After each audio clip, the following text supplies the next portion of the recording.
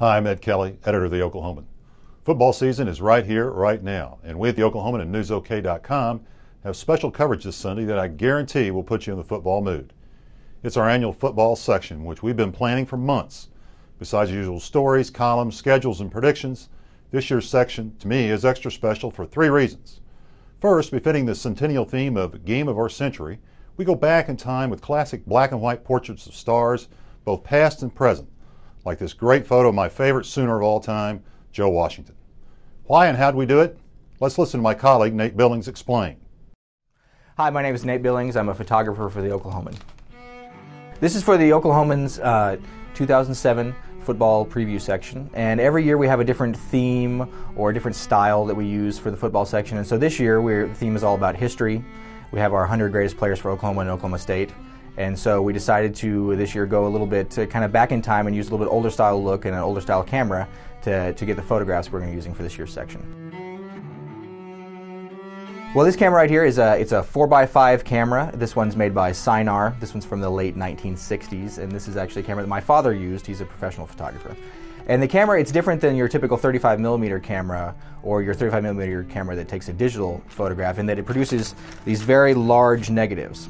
And basically, when you have these large negatives, and the process we use is a Polaroid process, and it creates a unique border on every picture. And that we wanted to do something that was completely in the camera, completely gave it a nice look, but it wasn't something we added digitally later. This was all things that were done in the camera. It is different than what I'm used to. The cameras I usually use are the best cameras they make in the world, is the ones we use now, Canon cameras. And I shoot 8 frames per second at a football game. I'll shoot 500 to 1,000 shots depending on what's going on. This camera, I would shoot a subject and I'd spend, anywhere from a half an hour to an hour with someone, and I would take 3 pictures. Because basically after every shot, you put your head underneath here, you focus the thing, then you have to put in the film, you pull out the film, and then when you're done with the film, you take it and you put it in chemicals and let it sit there for a minute, and then you got to take it home and put it in more chemicals. Barry Trammell is making his list of the 100 greatest players for both Oklahoma and Oklahoma State. And it started with basically we were going to photograph as many of them as we could to use in the section. We were hoping, we'll try 20 guys, we'll see if we can get 10. And so we basically sent out our sports writers are very good about just contacting all these guys, finding out, are they still around, where do they live, what are they doing now, can they come in, can I go to their homes?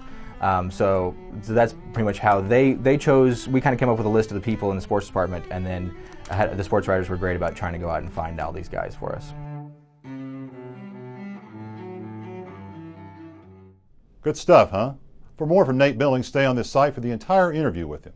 Here's the address, newsok.com/photo/main. Find Oklahoma Focus and enjoy.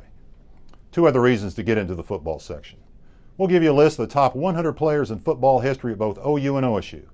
A sneak peek, you won't be surprised by the number 1 player at OU, but OSU fans might be a bit surprised at who ends up number 1 in Stillwater. Finally, we give folks like me who grew up in Oklahoma a list of the best player in history at every high school in the state. For example, Mike Gaddis remains the best ever at Carl Albert High School, even 20 years after he graduated. There's more, but I hope you get my drift.